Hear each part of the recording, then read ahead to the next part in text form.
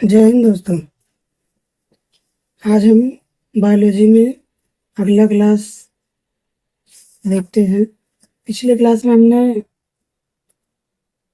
लवक के आधार पर जंतु एवं पादप कोशिका के बीच अंतर देखा था।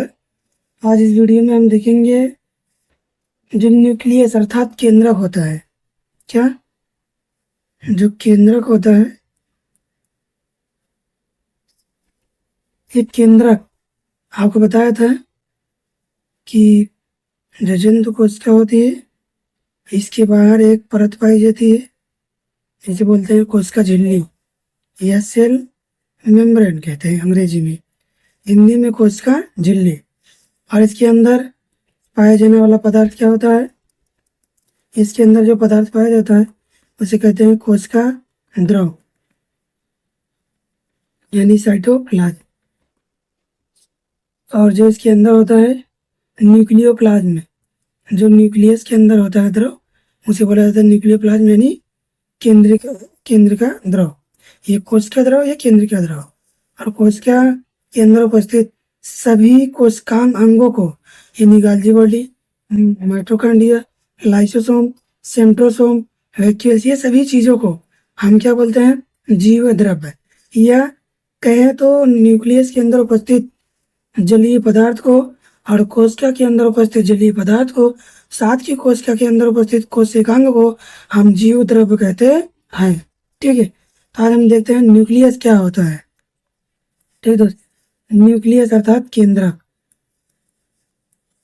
केंद्रक क्या होता है, देखते हैं आज हम केंद्रक क्या होता है। ठीक, हमने आपको बताया था कि किसी कोशिका के अंदर केंद्रक होता है, और इस केंद्रक की खोज किसने की थी? रॉबर्ट ब्राउन ने। किसने की थी? तो रॉबर्ट ब्राउन ने की थी। केंद्रक की खोज रॉबर्ट ब्राउन ने। ठीक है, और इस केंद्रक में जो पाया जाता है, इसी केंद्रक के अंदर डीएनए पाया जाता है। क्या? डीएनए। तो जो डीएनए होता है, यह डीएनए क्या करता है? हमारे शरीर का इंफॉर्मेशन डीएनए में होता है। और इस डीएनए की खोज किसने की थी? तो जो न्यूक्लियस होता है, इस न्यूक्लियस में गुणसूत्र जो पाया जाता है, उस गुणसूत्र की खोज वाल्डेयर ने की थी। किसने?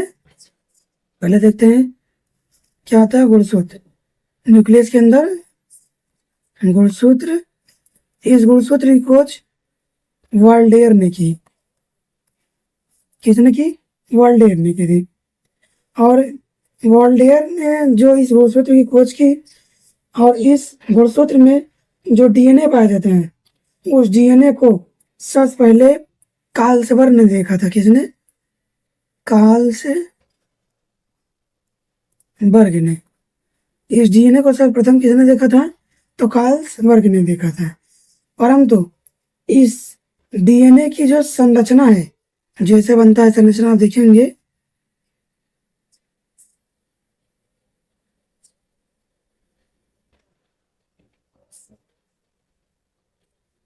ऐसे संरचना बनती है ना, ये डीएनए की संरचना है।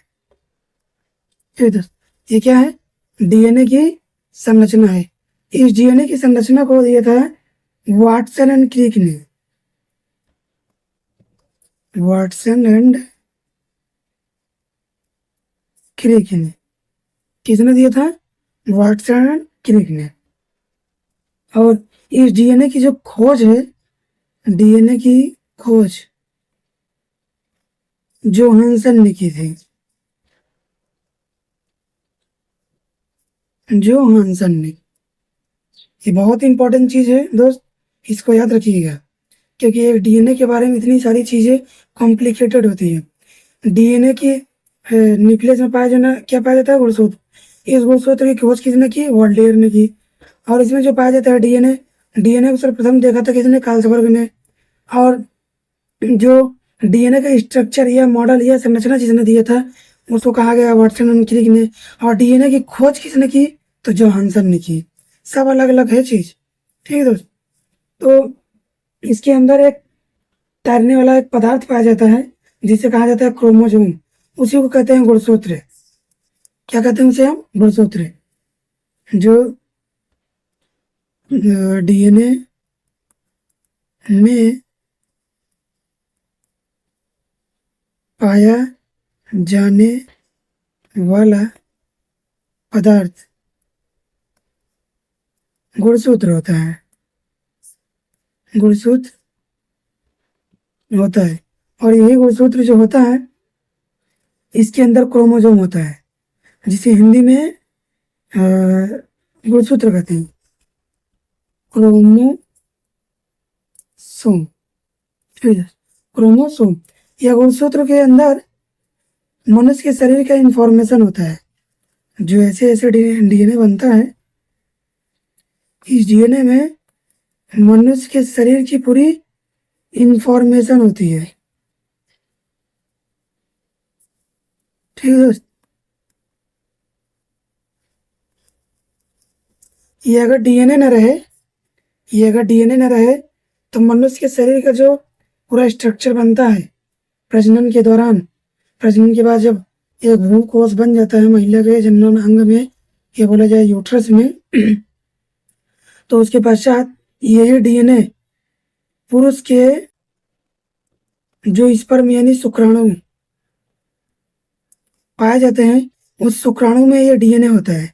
और इसी डीएनए में जो ये एक एक लाइन खींची गई है, इस एक लाइन को खींच के बाहर निकालेंगे, जूम करेंगे, इसी में पाया जाता है एडेनिन, थाइमिन, ग्वानिन, साइटोसिन। ये 4 चीजें पाई जाती है। और डीएनए किसका बना होता है? तो प्रोटीन का। और इसके बनने वाली संरचना क्या कहते हैं? न्यूक्लियोटाइड। या डीएनए जो बना होता है न्यूक्लियोटाइड का होता है, लेकिन जो न्यूक्लियोटाइड डीएनए बनता है या प्रोटीन से बनता है। और ये जो संरचना बनी है दोनों तरफ की, जो डबल हेलिकल संरचना बोलते हैं। क्या बोलते हैं? डबल हेलिकल संरचना। क्योंकि डबल हेलिकल संरचना डीएनए में पाया जाता है, और जबकि आरएनए जब बनाएंगे, आरएनए जब आपको ब्लड पढ़ाएंगे तो आरएनए बस सिंगल हेलिकल संरचना रहती है। ऐसे होता है। ठीक है, ये सिंगल हेलिकल संरचना है, ये आरएनए में पाया जाता है। इसका काम अभी नहीं है, अभी डीएनए पढ़िए। हम फिर से एक बार डीएनए बना के बता दे रहे हैं।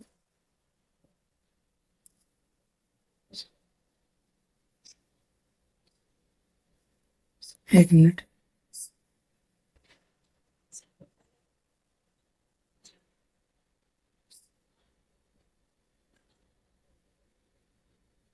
ठीक है, ये क्या है हमारा?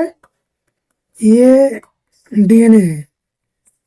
ये जो डीएनए है, इस डीएनए में जो ऐसे खींची गई ये रेखाएं हैं, यही रेखाएं आपका किसकी होती है? न्यूक्लियोटाइड की। और ये जो न्यूक्लियोटाइड की होती हैं, इन न्यूक्लियोटाइड में प्रोटीन का बना हुआ होता है। और इस एक संरचना को बाहर उठा के रखेंगे तो ये है एक संरचना। और इसमें हम जब देखेंगे तो 4 चीजें पाई जाती है, एडेनिन, थाइमिन, ग्वानिन, साइटोसिन। ये 4 चीजें पाई जाती हैं। इन्हीं 4 चीजों से क्या होता है?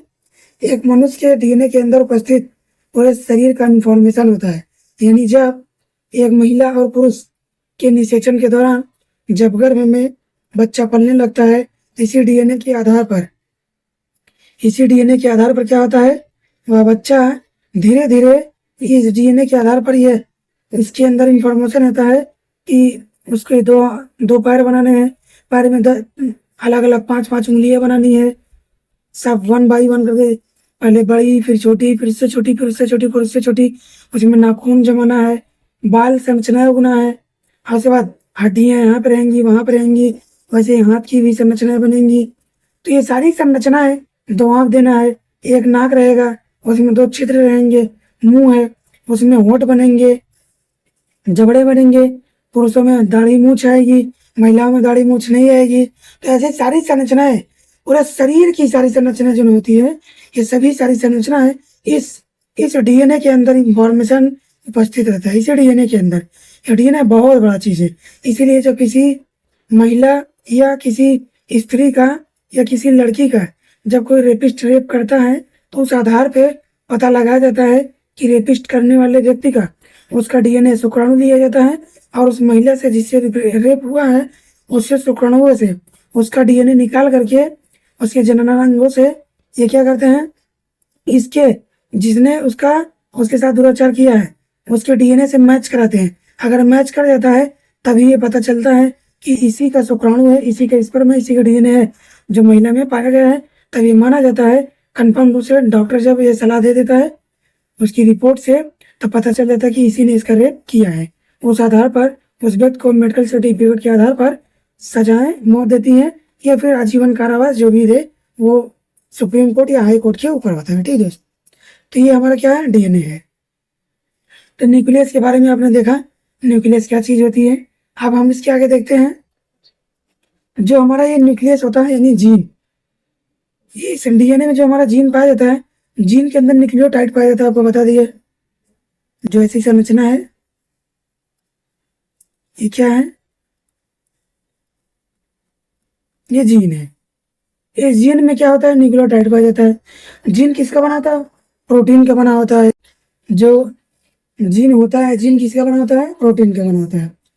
और जो प्रोटीन जीन जो बना होता है प्रोटीन का, इस प्रोटीन को क्या करते हैं, कोशिका के अंदर एक द्रव होता है जो कोशिका द्रव कहते हैं।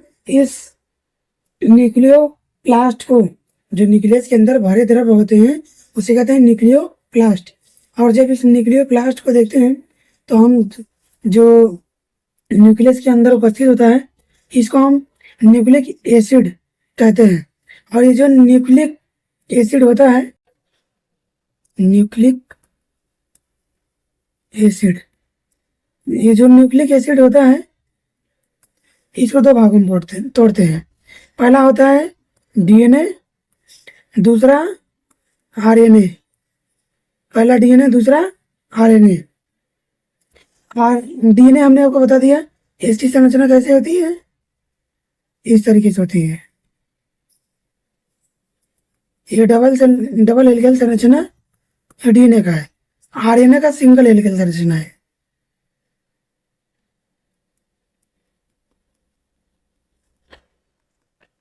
ये क्या है, आरएनए की है।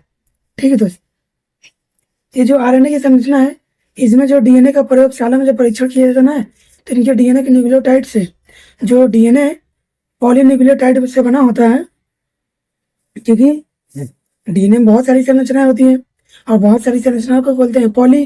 तो उस पॉली के आधार पर डीएनए में जो पॉलीन्यूक्लियोटाइड होता है उसको दो रूप में तोड़ते हैं। डीएनए में क्या होता है, पॉलीन्यूक्लियोटाइड,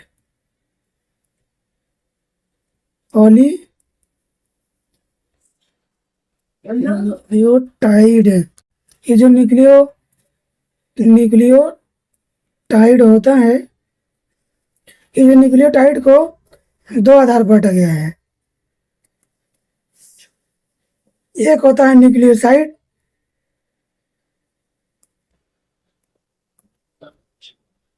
और दूसरा होता है फास्फोरस।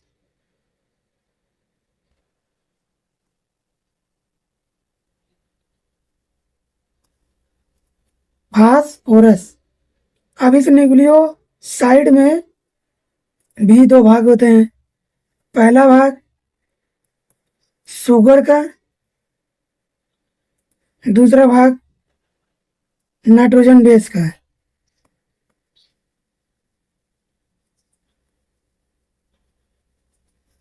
नाइट्रोजन बेस का। और जो शुगर होता है, शुगर में क्या पाया जाता है, तो शुगर में आपका राइबोसोम,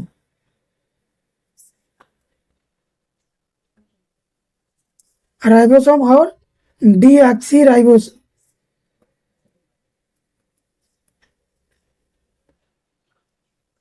डीऑक्सीराइबोज। जब ये इस नाइट्रोजन बेस के भी दो भाग, पहला प्यूरिन, दूसरा पायरिडीन। ठीक, प्यूरिन जो होता है, आपके प्यूरिन में भी एडेनिन और ग्वानिन होता है। प्यूरिन में क्या पाया जाता है, एडेनिन और ग्वानिन। जबकि पायरिडीन में साइटोसिन और थायमिन। ठीक दोस्त, ये आपका होता है एडेनिन और गुआनिन, साइटोसिन और थायमिन। तो ये इतना चीजें हमारी क्या हो गई, डीएनए के स्ट्रक्चर में हमारा एक संक्षिप्त बात हो गया और बेसिक से भी रहा। इसके बारे में हम बता दिए आपको। जहाँ पे ना समझ में आओ आप पुनः वीडियो को देखिएगा, फिर से देखिएगा। नहीं समझ में आए तो हम फिर से आपको इसी पर एक अगला वीडियो और बना देंगे, जिसमें हम और बढ़िया से, क्योंकि पॉलीन्यूक्लियोटाइड ये आया कहाँ से इसको समझाना है अभी। ठीक है दोस्त, तो वीडियो को देखिएगा। जो ना समझ में आए आप कमेंट बॉक्स में कमेंट जरूर किया करिएगा और चैनल को सब्सक्राइब करिए, लोगों में वीडियो को शेयर करिए। थैंक यू, जय हिंद।